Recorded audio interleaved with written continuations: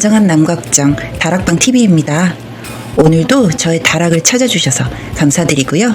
사연 시작해보도록 하겠습니다. 안녕하세요.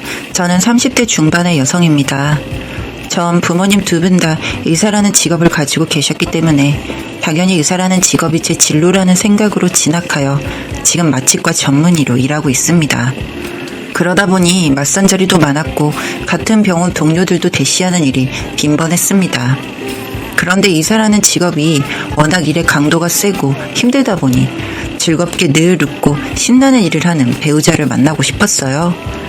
그런 저를 잘 알았던 정신과 전문의였던 선배가 어느 날 저에게 남자를 소개시켜주겠다고 했고 저는 그렇게 뮤지컬 단역 배우로 있는 멋진 남친을 소개받았습니다.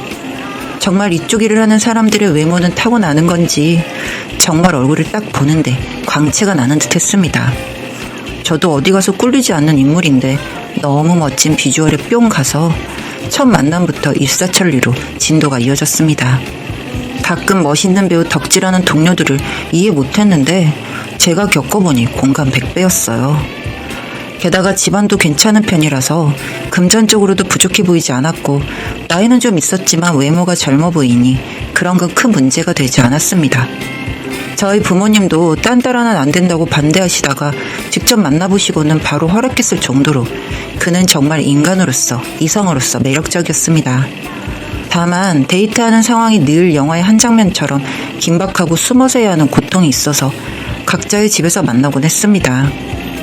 남자친구의 아직은 단역 배우라고는 해도 팬층이 좀 있었고 저는 일반인이었기 때문에 굳이 알려지길 원하지 않았으니까요. 그 남자 역시도 이제야 좀 배역도 맡아가고 있던 터라 조심하는 듯 했습니다. 이런 식의 만남을 지속하다 보니 나름 이것도 스릴이 있더군요.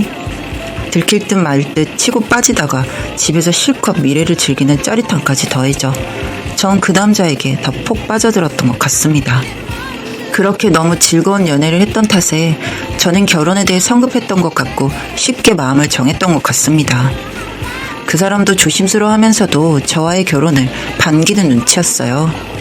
일단 호텔에서 예식을 하고 양가 친인 쪽도 가까운 분들만 모셔서 예식을 치렀고 축의금도 받지 않고 그렇게 진행을 했습니다.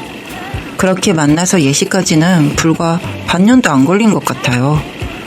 전 그때까지만 해도 하늘을 둥둥 떠다니는 느낌이었어요. 그가 출연했던 뮤지컬이나 그가 좋아하는 영화 등을 보면서 저는 현실과 드라마 속의 배역을 혼동하기도 했고 그냥 남친이 하는 뭐든 다 너무너무 좋고 행복해 미칠 것 같았습니다. 공부만 하며 살아온 저에게 남친은 정말이지 새로운 존재였고 절 행복하게 만드는 사람이었습니다. 신혼집은 남친이 사둔 빌라로 정했고 전 인테리어만 신경 쓰면 될 상황이었어요. 그런데 결혼식을 한 달 앞두고 괴소문이 흘러나오기 시작했습니다. 뮤지컬이나 연극 쪽 바닥도 생각보다 좁은 편이었는데 그곳에 있던 남친을 소개해줬던 선배가 자신의 친구가 말해준 이야기라며 결혼을 보류하라고 하더라고요. 도대체 무슨 이야기길래 그런가 했는데 남친이 그쪽에서 아주 더럽게 노는 걸로 유명하다는 이유였습니다. 이게 슬슬 그쪽에서도 소문이 나기 시작했고 소속되어 있던 소속사에서도 알게 되어 현재 어떻게 처리할지 논의 중이라고 하는 겁니다. 그런 이야기를 듣고서도 이미 남친에게 빠져 콩깍지가 제대로 씌인 저는 그 말을 믿지 않았습니다.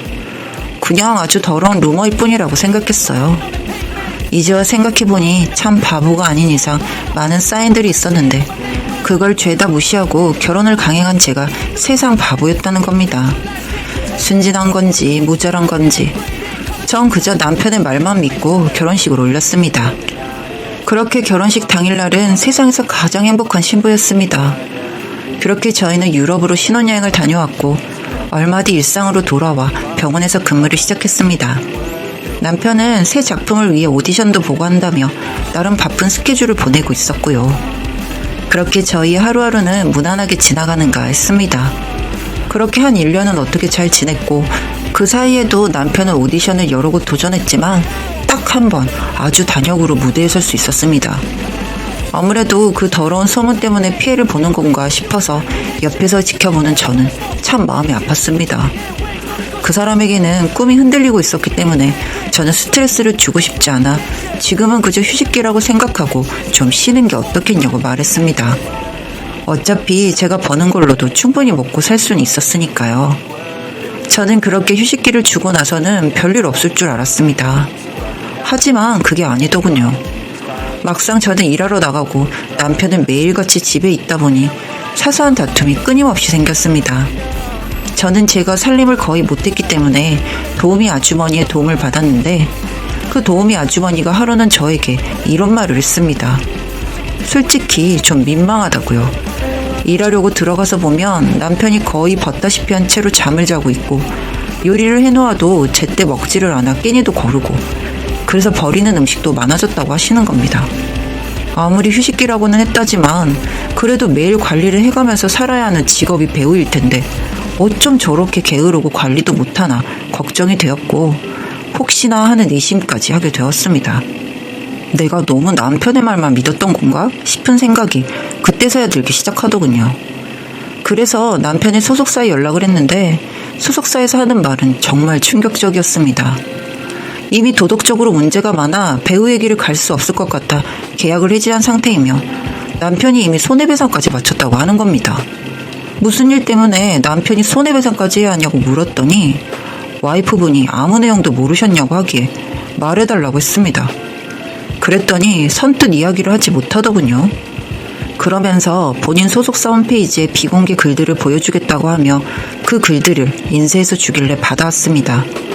전 그 게시판의 내용을 보고 한동안 숨을 쉴 수 없을 정도로 충격적이었습니다. 그 안에는 남편과 친했던 다른 배우 준비생들의 엽기적인 행각들이 다 담겨져 있었습니다. 그 게시글을 작성한 사람은 셋이었는데 그렇게 그 여자들과 남편 일행이 아주 미친 듯이 놀았던 거였습니다. 그냥 루머가 아니었던 거였어요. 클럽에서 만난 여자들과의 하룻밤은 기본이었고 상대를 열어두고 밤을 보냈다는 게시글도 있었습니다. 그런 사진 속의 인간들을 보니 뭔가 하나가 의사로서 떠오르는 게 있더군요. 바로 술뿐만 아니라 약품을 사용한 것 같다는 것이었죠. 정말 충격적이었습니다. 그리고 그 게시글의 여자들은 나중에는 이들에게 폭행까지 당하게 되었고 그 일들이 저와 남편이 결혼 준비를 하고 있던 순간까지도 이루어지고 있었다는 거였습니다. 정말 배신감도 아니고 뭐라고 해야 할까요? 그냥 인간 같지도 않은 사람과 내가 한 이불을 덮고 있었구나 싶어 토기가 치밀어 올랐습니다. 그리고 그 세 분이었겠습니까? 이미 그 전에도 무수한 여자들과 신나게 즐겨댔을 거라 생각하니 우선 제 몸부터 걱정이 되기 시작하더군요. 이런 인간을 좋다고 그렇게 선배가 말렸는데도 저는 미친 콩깍지가 쓰여서 스스로 불구덩이에 들어간 거였습니다. 참 세상을 몰라도 너무 몰랐죠. 변명이라고 해도 할 수 없는 게 전 남편의 좋은 점만 골라서 사랑했던 겁니다. 저는 사람을 사서 그 여자들의 인적 사항을 조사했습니다. 저는 그 사람들을 만나야 했으니까요. 그렇게 며칠 뒤 연락처를 알게 되었고 그녀들을 만나게 되었습니다. 내가 누구인지 밝히고 이 문제에 대해서 어떻게 할 생각인지 물었더니 소송을 하고 싶지만 자신들은 힘이 없고 돈이 없어서 못한다고 하더군요. 마지막에 만날 때쯤 폭행을 당했던 이유로 너무 분하고 억울해서 잠도 안 온다고 하는 겁니다. 전 그녀들에게 그 증거들을 복사본으로 해서 부탁을 했고 이것에 대한 사례를 소송을 진행할 때 들어가는 모든 비용을 책임지겠다고 했습니다. 그렇게 그녀들과 저는 각각의 맡은 일을 해결해 나가기로 했습니다.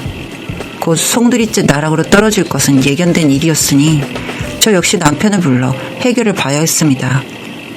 저는 집에서 모처럼 코스 요리를 세팅해 놓고 그를 기다렸습니다. 일이 바빴는지 어디서 또 다른 여자와 놀다 들어오는 건지 새벽에야 들어왔더군요. 이미 늦은 시간 들어온 남편에게 전 증거물을 보여주고 우리 이제 이혼하자고 했습니다.